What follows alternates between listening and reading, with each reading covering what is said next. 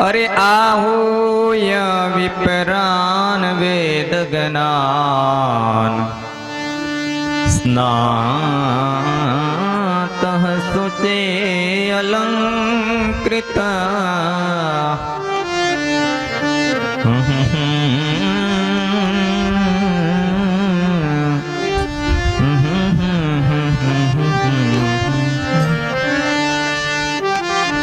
नंद बाबा ने समाचार मिला कि आज आ उमरे मारे त्या बालकनो जन्म थयो। आत्मजः नंदालयस्तु उत्पन्नः। नंदजीना त्या आत्मज एटले के दीकरानो जन्म थयो। तो शुं थयो सारा गोकुळनी अंदर के जाता लादो एक आनंदनो उत्सव आव्यो छे અને જ્યાં પરમાનંદ આવ્યો હોય ત્યાં આનંદની શું તાકાત। એટલા માટે આગળ સુખદેવજી પરીક્ષિતને વર્ણન કરે કે હે રાજન, હવે મહામનાહ, નંદ બાબાને મહામનાની ઉપમા આપી કે મહાન મન, મોટા મન વાળા થયા છે આજ નંદ બાબા, मोटा मनवाला थया। तेथी आहूय विप्रान वेद ज्ञान, जे वेद ने जाणवा वाला भूदेवो होता एने बोलाव्या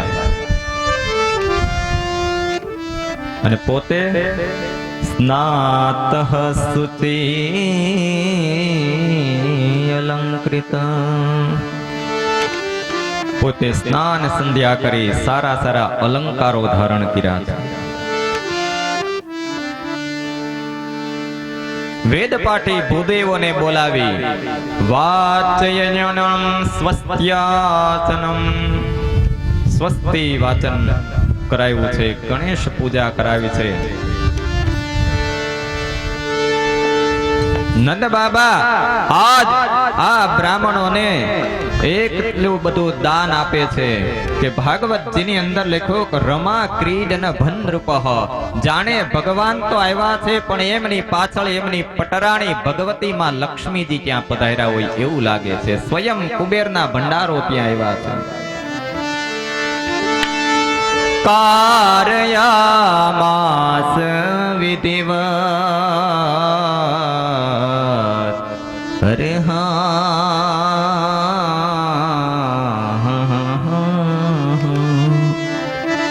विधि पूर्वक जे काई कर्म करवू पड़े जात कर्म संस्कार कर्या छे।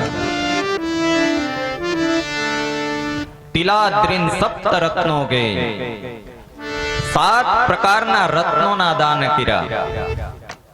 मोटा मोटा अनाजना पर्वतो बनाव्या,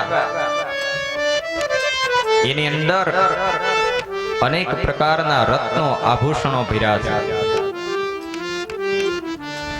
आज आ महामना नंदजी એટલું બધું દાન કરે છે, જે કાંઈ એના ભંડાર હતા, ઓરડા હતા, એ ખુલ્લા મૂકી દીધા હતા। તો પહેલા નંબરના ઓરડામાંથી ચાંદીના વાસણો દાનમાં આપે છે, બીજા નંબરના રૂમમાંથી સોનાના પાત્રો દાન આપે છે, તો ક્યાંયથી કાંસુ, ક્યાંયથી પિત્તળ, ક્યાંયથી હીરા માણેક, ક્યાંયથી ઝવેરાત, ક્યાંયથી આભૂષણો, ક્યાંયથી વસ્ત્રો, વસ્ત્ર અલંકાર ગોધનમ, ગાયોના ધણના દાન કરી દીધા છે।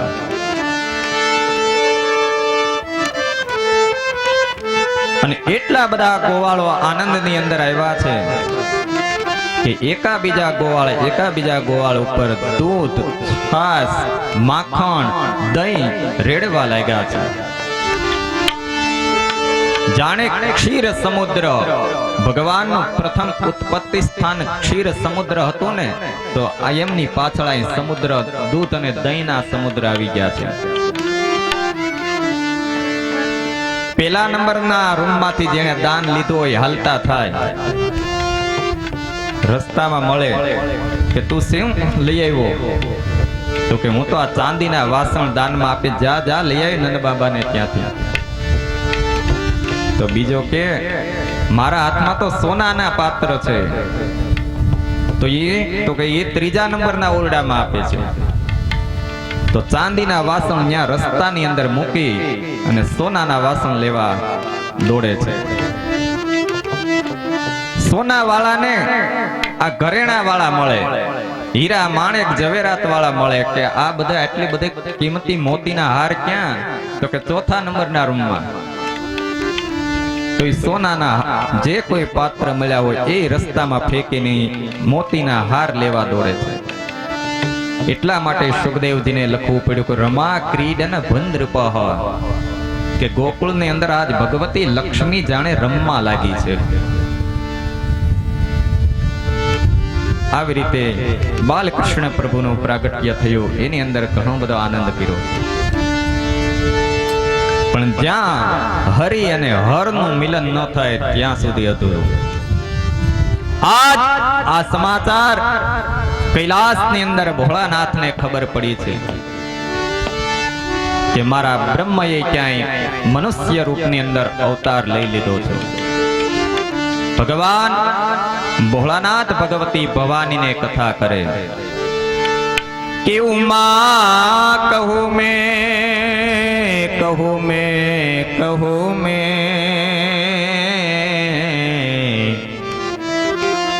અનુભવ અપના, કે ભગવતી ભવાની હું તમને મારો અનુભવ કહું. સત્ય હરિ ભજન જગત સબ સપના.